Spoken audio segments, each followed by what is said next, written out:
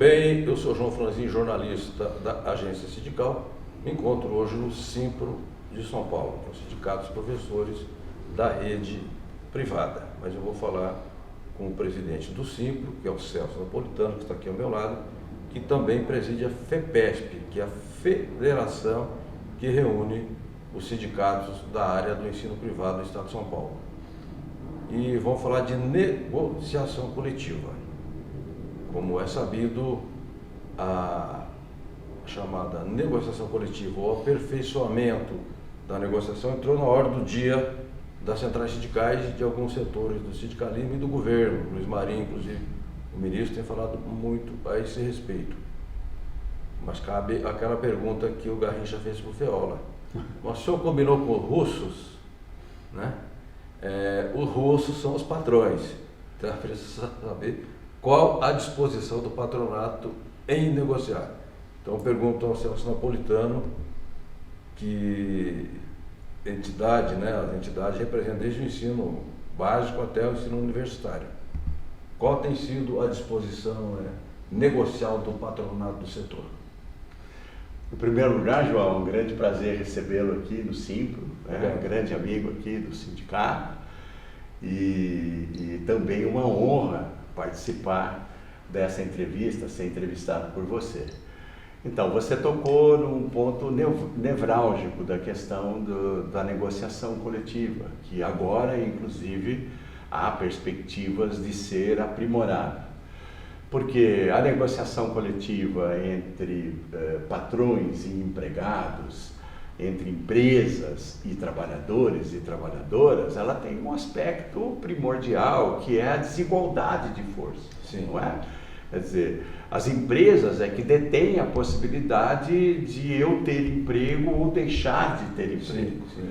E nessa conjuntura, e ainda mais num período de saída de pandemia, de crise econômica, de problemas muito sérios com relação à empregabilidade, essa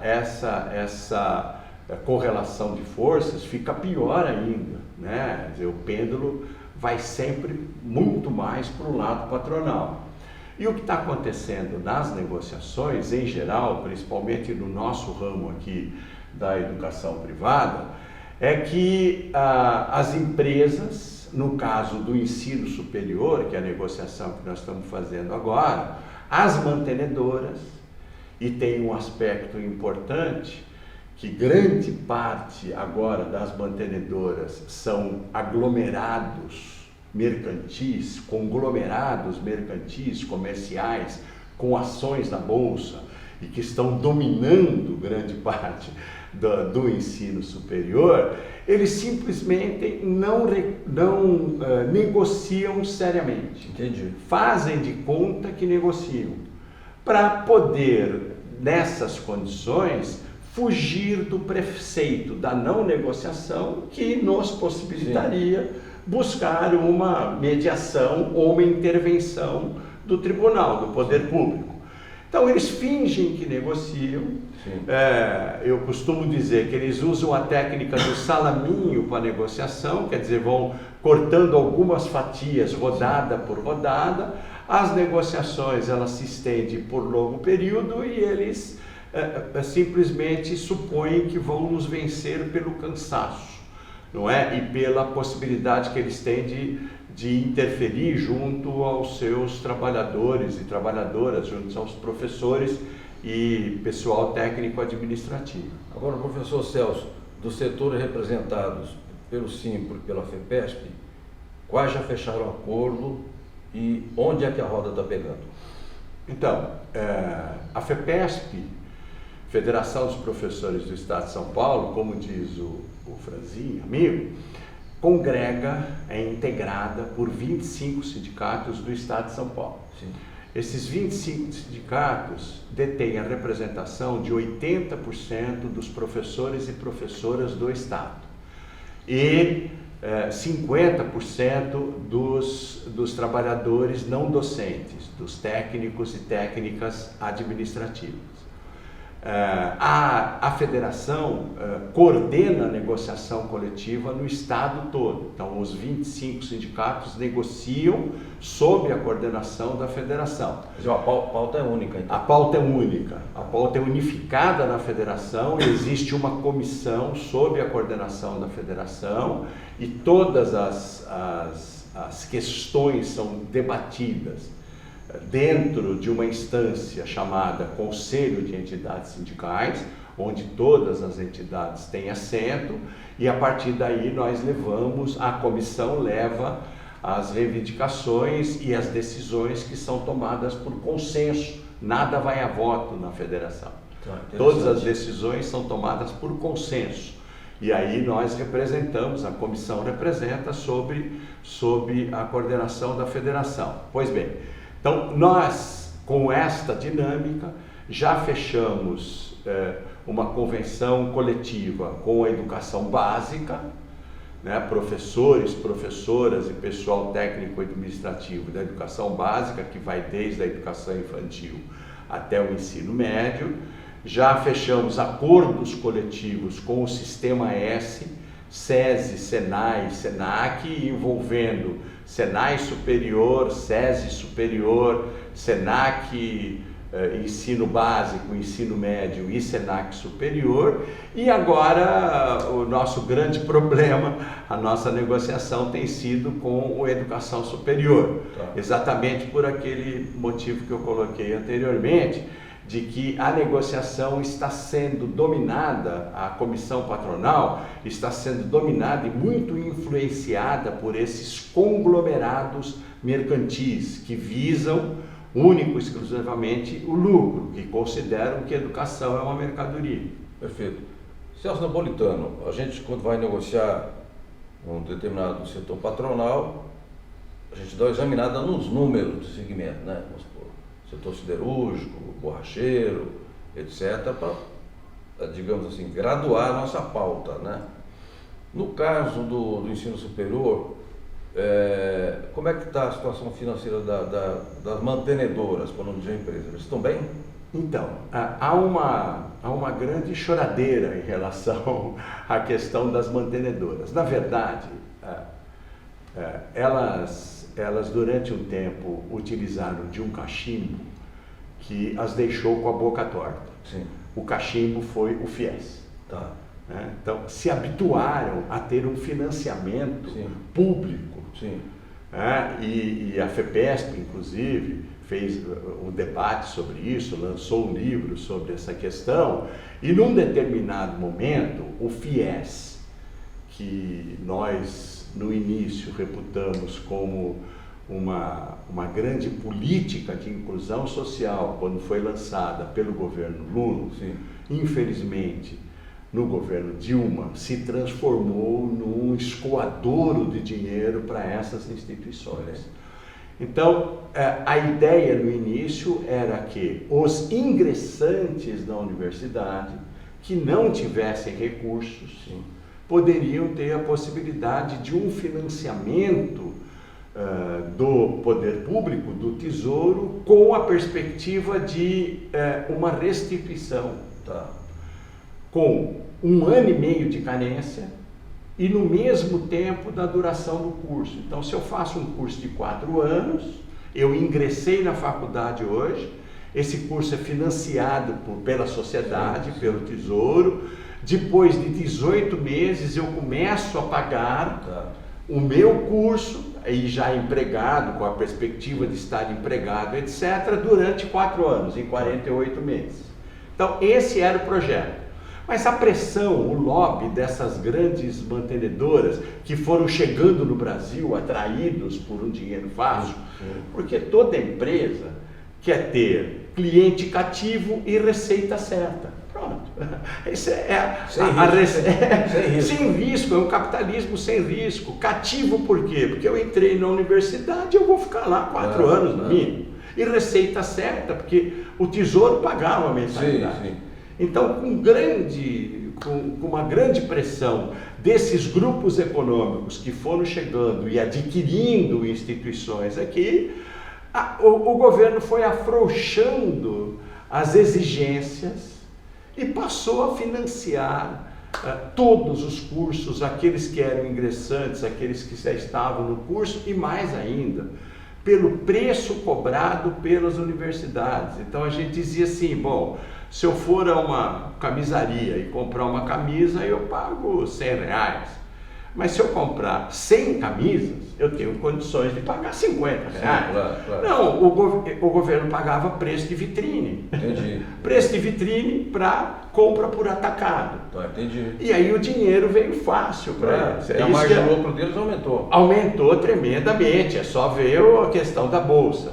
Então, aí eu volto ao início da tua pergunta, como é que está a situação deles atual? Bom, a fonte secou, lógico, o dinheiro secou, nós sabemos o que está acontecendo com a restituição, 90% de inadimplência, lógico, porque os valores eram absurdos, e coincidiu com crise econômica, os egressos não conseguem pagar a mensalidade. Pandemia e etc. Bom, a fonte secou, e eles se queixam, porque agora eles têm que captar aluno, sim, sem aquela perspectiva de entra aqui que o governo paga. Entendeu? Então eles se queixam de uma perda de lucratividade. Entendi.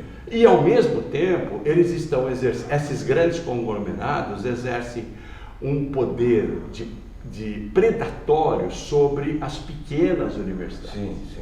Então você tem em várias cidades aqui do interior de São Paulo, grupos educacionais que eram administrados por famílias de educadores, sim, etc., que tinham a educação de qualidade como um objetivo, mas agora essas cidades têm 2, 3, 4, 5 polos de ensino à distância, sim, dessas grandes universidades que promovem um curso a R$90, R$99, a R$1,99, vai, só fazendo um xiste aí, uma brincadeira em relação a isso. E lógico do chinês.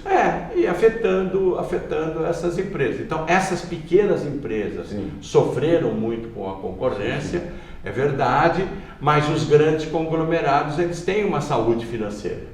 E são os que estão praticamente dominando o mercado. E mais ainda, eles estão dominando, inclusive, a negociação no resto do Brasil. Está sendo muito difícil negociar e fechar uma convenção coletiva em vários estados brasileiros por conta da influência desses conglomerados.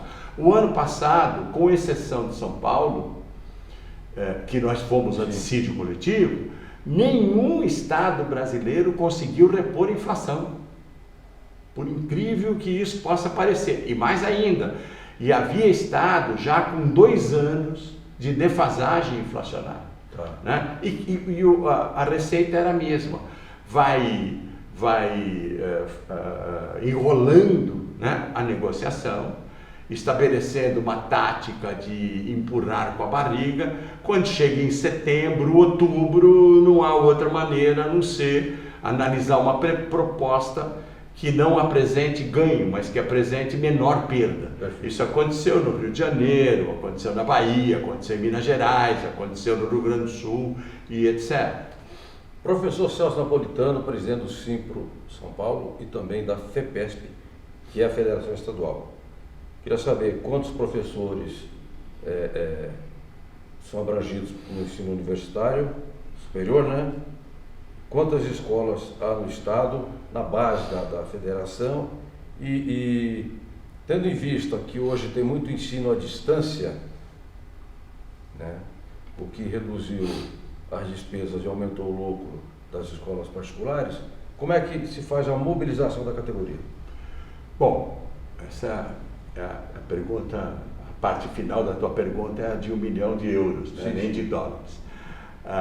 Nós temos no estado de São Paulo 178, 175 mantenedoras. As mantenedoras são aquelas instituições que são as empregadoras. Então, por exemplo, você pega o grupo Anhanguera. O grupo Anhanguera tem várias instituições, várias faculdades mantidas pelo grupo Anhanguera. O mesmo com ânimo, né? E é melhor a gente falar em termos de mantenedora, Ânima, Estácio, a Anhanguera, Uninove, Unixul, essas são as grandes mantenedoras e os grandes conglomerados que detêm um grande número de instituições estado afora. Professores, nós estamos falando por volta de 25 a 30 mil professores e professoras no estado de São Paulo e um número muito semelhante de técnicos administrativos. Os técnicos administrativos e as técnicas constituem a categoria que mais sofreu com a pandemia. Por quê? Por quê? Porque a pandemia ensinou as instituições a operarem à distância. Entendi. E havia uma grande resistência por parte do alunado em relação a isso. Tá. Com a pandemia, eles se acostumaram. Sim. Então, boa parte do ensino agora é ministrado à distância, portanto, ele não precisa daquele corpo técnico administrativo que necessitava anteriormente. E é verdade que eles formam sala de aula com 600 alunos? Então, essa é a outra face da história, porque você tem dois aspectos aí, João, que é o ensino puro à distância, que é chamado EAD, sim. que é regulamentado pelo MEC, pelo Conselho Nacional de Educação. É isso que eu disse, que tem os polos, cuja a mensalidade é baixíssima, que conta com uma grande rotatividade. E o aluno que se matricula e sabe que o curso é à distância, sabe que as condições são diferentes, neste caso. Nós lutamos muito contra esse tipo de regulamentação, mas esse daí foi feito, né? Agora, quem sabe nesse governo a gente consiga recuperar o terreno perdido. Mas o que é mais perverso, João, é o fato daquele aluno que se matriculou num curso presencial. Entendi. Então, o curso à distância custa 190, o curso presencial custa 800. Eu optei por me matricular num curso presencial. Tá. Pois bem, o Conselho Nacional de Educação, que no governo anterior, né, no desgoverno anterior, foi composto por grande parte de representantes de mantenedoras e dos grupos econômicos. Veja, a primeira atitude do Michel Temer, depois do golpe na Dilma, foi descompor, né? Não vejo... Desmantelar ou desnomear os membros do Conselho Nacional de Educação e nomear outros. Tá. No governo Dilma havia representantes da sociedade, representantes de estudantes, representantes de trabalhadores, etc. Ele apeou todos do Conselho Nacional e nomeou representantes de mantenedores. E que se manteve muito mais no desgoverno anterior. Bom, o Conselho Nacional estabeleceu uma regra de que 40% da carga horária de um curso pode ser ministrado à distância. Tá. Veja o absurdo. Sim. Então, eu me matriculei num curso presencial. Sim. E eu posso ter a mantenedora, a faculdade, a universidade tem a possibilidade de ministrar 40% daquele curso à distância. Perfeito. Pois bem, o que acontece nesse sentido? Eles agrupam turmas virtualmente, Sim. ok? E aí, essas turmas são compostas por 200, 300 alunos. Se fosse presencial, não haveria essa possibilidade. Claro. Porque, inclusive, eles agrupam turmas de campi diferentes. Olha aí. E de cidades diferentes. Sim. E de estados diferentes. Gente que é estranha, né? Não E se o conhece, pior, né? de cursos diferentes. Se você tem uma disciplina, por exemplo, estatística, Tá. né, que é dada em biologia, em engenharia, em matemática, etc. Lógico que com enfoques completamente diferentes, Claro. eles juntam todos numa sala virtual com 500 alunos às vezes. Perfeito. E se havia 10, 12 professores empregados para dar aquelas aulas todas, agora existe um só, Entendi. ou dois. Entendi. E aí não houve desemprego na minha categoria. Não é como o técnico administrativo que ele manda embora. Sim. O professor experimentou o que a gente chama de subemprego. Tá. O número de aula deles é reduzido. Certo. Então ele dá 30 aulas, Tá. e aí ele diz, não, a partir de agora, essas 10 aulas serão todas juntadas para um determinado professor, ou você mesmo, Sim. 2 aulas só, e as outras 8 você assina uma renúncia das aulas.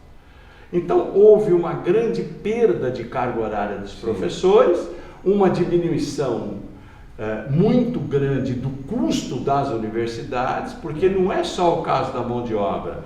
A universidade fica fechada, não paga energia, etc. Energia, toda a parte de estrutura, limpeza, segurança, etc. Os professores ministram a aula das suas casas, com equipamento próprio, e os alunos, computador, internet, tudo do professor, porque nós fomos para casa na pandemia, da sexta-feira, dia 13 de março, para dar aula na segunda-feira, assim, vai para casa e dá o curso. Eu tinha planejado um curso pessoal lá, um curso com interação presencial. Aí eu fui obrigado a refazer todo o meu planejamento e trabalhar à distância. E o aluno na sua própria casa também, entendeu? Entendi. Então isso provocou, inclusive, uma diminuição da folha de pagamento da ordem de 40%. Caramba. Bom, não precisa ser especialista para observar que esse tipo de método, né, com essas imposições, redução disso, redução daquilo, também tem como consequência uma queda na qualidade do ensino. É evidente. Agora... E nesta negociação nós estamos, uma das grandes reivindicações nossa é regulamentar o ensino nas disciplinas ministradas à distância em cursos presenciais. Entendi. Porque há instituições que ainda têm a conivência, a cumplicidade do CNE para dar o curso quase todo à distância, como se ainda nós estivéssemos na pandemia. Tá bom? Entendi. Bem, eu entendo que esse relato todo feito pelo professor Celso Napolitano, que aliás presidiu o DIAP, Departamento Intersindical de Assessoria Parlamentar, por anos e anos, e presidiu com lisura, com eficiência sindical, com uma visão política ampla e progressista, e portanto eu quero fazer esse registro da importante contribuição do Celso para o sindicalismo brasileiro e, sendo assim, para os trabalhadores brasileiros. Bom, o impasse não existe porque, como você disse, eles vão fatiando o salaminho e dão um pedacinho de cada vez. Você não pode falar que tem impasse porque tem sempre uma pequena novidade. Eles querem argumentar que eles continuam negociando. Tá. Agora, qual vai ser o fim dessa novela? Qual é a possibilidade de ter um acordo efetivo? Então, João, o que acontece? O que a lei nos faculta? Porque o ano passado nós negociamos durante 8 meses. Tá. Né? Então, quando chegou em agosto, não havia possibilidade de um acordo, porque as posições eram muito distantes uma das outras, né? Uma da outra. Então, nós propusemos o preceito constitucional. Bom, então, se existe essa distância entre as propostas, vamos procurar uma mediação, porque a Constituição diz, você vai para o tribunal, para a justiça, se houver acordo entre as partes. É lógico que se eles não acordam uma convenção coletiva, um acordo coletivo, eles não vão acordar de se submeter ao tribunal. Bom, mas antes disso existe a possibilidade de mediação e arbitragem. Então nós propusemos todos esses mecanismos de solução de conflitos e eles recusaram. Entendi. Recusaram todas as vezes. A nós restou a única possibilidade de exigir, aí sim, de poder ir ao tribunal com o recurso da greve.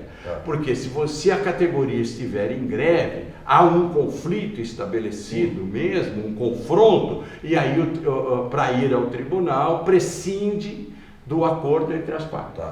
Então nós deflagramos greve, fomos ao tribunal, o tribunal fez uma proposta para que nós não entrássemos em greve, suspendêssemos a greve e estabeleceu um prazo para uma conciliação. O tribunal é o TRT da TRT de São Paulo, Tribunal do Trabalho, da segunda região. Pois neste prazo não chegamos a um acordo e o dissídio coletivo então foi julgado como dissídio coletivo de greve. E aí o tribunal nos deu razão, inclusive concedendo a inflação desde março.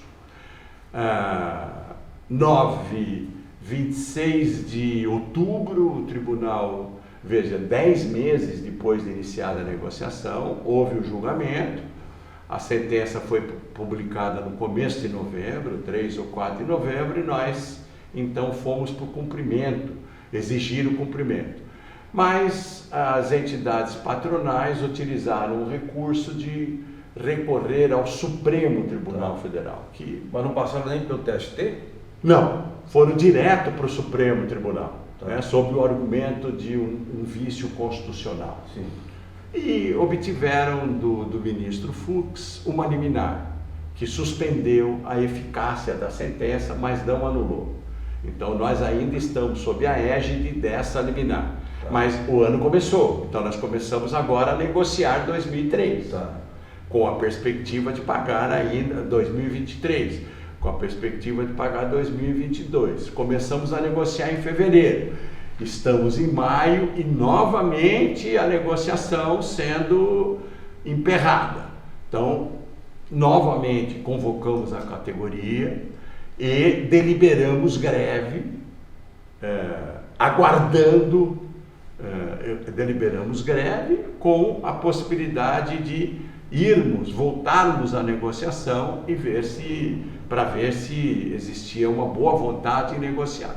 Então, neste caso agora, as entidades patronais, as mantenedoras, estão apresentando propostas efetivas, que estamos aí afunilando a negociação.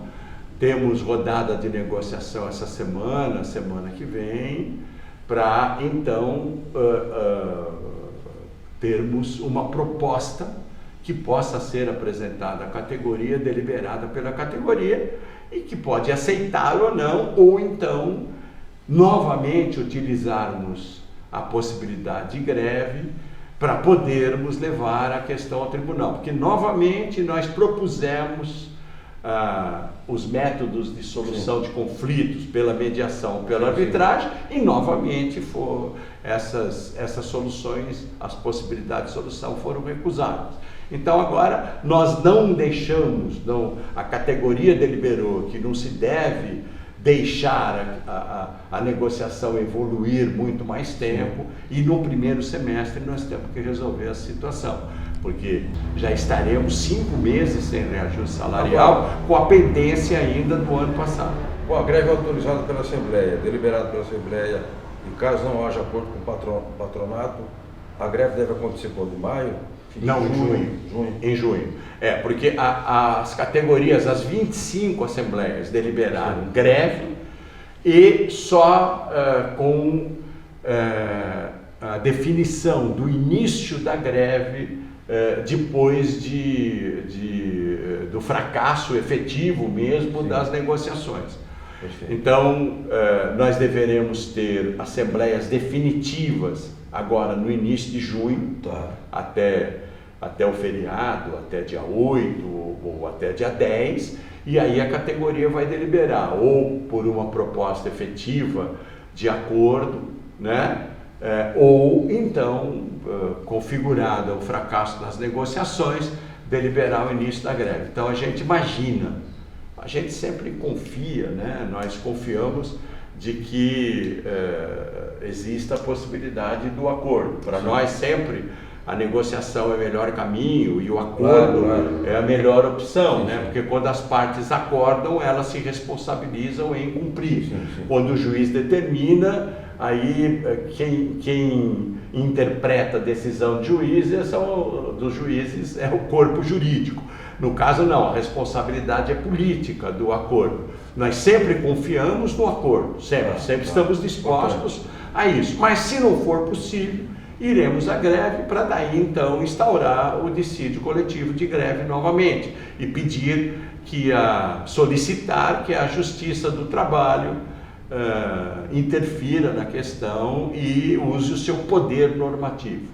Existe, inclusive, a possibilidade de uma conciliação no tribunal. Sim, sim. Existe uma fase pré-processual no tribunal, na conciliação, mas eles se negam também a recorrer a essa instância. E é a audiência de conciliação, de tentativa de conciliação. Antes do processo, de instaurar o processo. Sim, sim. Existe uma Câmara de Conciliação Sim. agora no Tribunal Regional de São Paulo, verdade. onde o tribunal se propõe a fazer essa mediação, né, essa aproximação entre as partes, de maneira gratuita, inclusive, né? Sem usar o poder normativo. Que é um período pré-processual. Nós sugerimos isso também, mas eles se recusam, a parte patronal, a comissão patronal e o sindicato patronal se recusa a isso. Então, ou esgotamos todas as possibilidades na mesa de negociação, ou recorremos aí sim ao poder normativo da Justiça do Trabalho, e a única maneira de fazer isso é com a deflagração de uma greve. Perfeito, perfeito. Eu fiz questão de fazer aqui uma fala didática, né? Entendam didática, não é ensinar as pessoas. Digamos, pontuar, né, como se dá uma negociação coletiva, a complexidade de uma negociação coletiva, o que ela envolve, todos os agentes no sentido político que participam da negociação, patrão, sindicato, federação, o corpo jurídico de ambas as partes. Aí quando vai para o governo, para o Estado, a primeira instância, Tribunal Regional do Trabalho, TST, no caso não houve, Supremo, etc. Ou seja, a negociação coletiva é um processo extremamente complexo que exige preparação da parte dos trabalhadores, exige interlocutores qualificados, exige a definição de táticas corretas, como fazer a greve como um meio de pressionar, etc. Eu digo isso porque no momento no Brasil se descobriu uma fórmula mágica de que nós vamos modernizar as relações de trabalho e a negociação coletiva sem ouvir, primeiro, sindicatos de base, tá? As entidades de base, que vivenciam isso dia a dia, pagam seus pecados dia a dia nesse tipo de negociação, e também não se ouviu primeiramente o setor patronal, o que o setor patronal está pensando. Então eu faço um arcabouço de reforma trabalhista, de mudança nas negociações coletivas, que quando você vai ver, a sua estaca está fincada na areia e não no terreno sólido. Eu quero encerrar a entrevista com o Celso Napolitano dizendo que eu acompanho de perto as negociações, tanto o sindicato quanto a federação, no que cabe a eles, fazem muito bem feita a campanha. Agora, por fim, professor, para finalizar, tem uma dispersão na base, porque a categoria dispersa e o ensino à distância e também as aulas online acabaram dispersando ainda mais o professorado, os auxiliares de administração escolar, os técnicos. Como é que vocês fazem para agregar esse pessoal?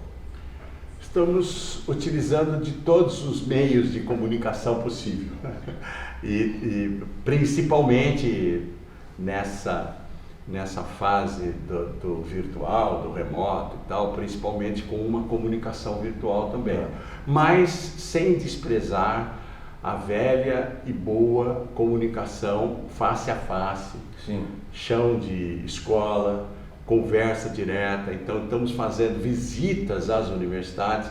é complicado porque nem tem mais sala de professores, às vezes, né? As pessoas já vão direto para as salas e tal. Há universidades que há dias da semana que não tem aula, que é exatamente para economizar o custo, né? Que é só a distância. Então estamos utilizando a sola de sapato, estamos utilizando o face a face, o tete a tete, utilizando os grupos de professores que se conversam entre si, as linhas de transmissão que também foram aperfeiçoadas durante a pandemia. Hoje em dia todos os grupos de docentes têm linhas de transmissão, tem grupo de WhatsApp, estão utilizando isso. E temos conseguido sucesso, temos tido assembleias representativas, muito virtuais, sempre remotas.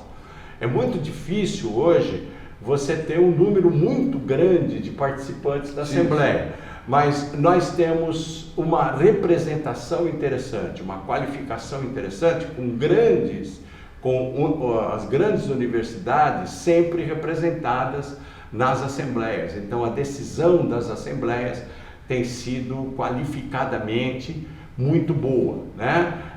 E também aqueles grupos que já são organizados, por exemplo, a ProPuc, né? Há um apoio muito grande da ProPuc em relação à nossa campanha salarial e uma conversa sempre entre eles. Você tem 1.500 professores da PUC que são representados pela ProPuc, e você tem também um grande número de professores daquelas universidades tradicionais, né? Mackenzie, Unip, etc. Então temos aí uma boa representatividade nas assembleias. Temos conseguido êxito nesse sentido. E nessas últimas semanas, com o velho e bom carro de som. Passando. Então estamos usando todos os recursos do sindicalismo, vamos chamar o analógico. Boa, obrigado pela palavra, do sindicalismo analógico e do sindicalismo digital. E com o carro de som, nós inclusive estamos alertando a sociedade, a comunidade, os alunos do que está acontecendo. Bacana. E temos tido também um ótimo resultado e uma ótima repercussão junto às representações discentes também dos alunos. Perfeito. Professor Celso Napolitano, muitíssimo obrigado. Parabéns à FEPESP, aos sindicatos, pela contínua mobilização que eu acompanho pelo site, esse boletim, etc, a gente fica sabendo. Jornalista tem um nível de curiosidade maior do que a média das pessoas, por isso que é jornalista. Por ofício, né? Por obrigação, dever de ofício. Exatamente. Acompanha, né, essa tramitação, essa mobilização toda. Parabenizo por essa combinação correta entre aquilo que eu brinquei que é analógico e digital, né? Isso ajuda na mobilização, e desejar a cada professor, professora, a cada auxiliar e técnico escolar êxito na campanha salarial, que recebam o que é justo e devido. E quem sabe a próxima entrevista a gente já possa fazer com o resultado positivo da campanha. Um forte abraço a todos e a todas. Obrigado, professor. Tomara, muito obrigado. Obrigado pelo convite, João.